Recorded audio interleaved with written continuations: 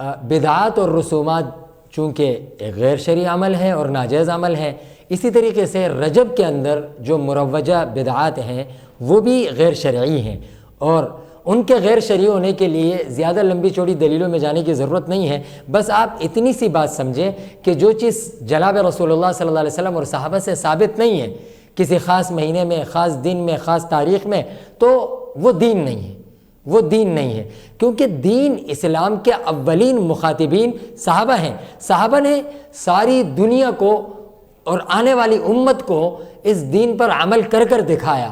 نماز کیسے پڑھی جاتی ہے، روزہ کیسے رکھا جاتا ہے، حج کیسے کیا جاتا ہے، جہاد کیسے کیا جاتا ہے، دین کے دیگر شعبوں کو کس طرح زندہ کیا جاتا ہے۔ اب اگر صحابہ نے ایک عمل نہیں کیا، آپ علیہ الصلوۃ والسلام سے قولاً فعلاً تقریراً ایک چیز ثابت نہیں ہے، وہ دین نہیں ہے۔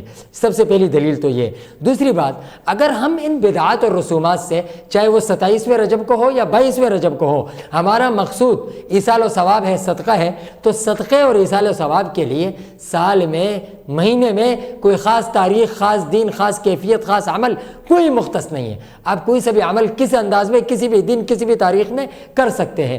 اور پھر اگر اس سے مقصود کسی خاص شخصیت کے لیے ایصال ثواب ہے تو اس کے لیے بھی کوئی مہینہ، کوئی دن، کوئی تاریخ، کوئی وقت متعین نہیں ہے، آپ کسی بھی وقت کر سکتے ہیں۔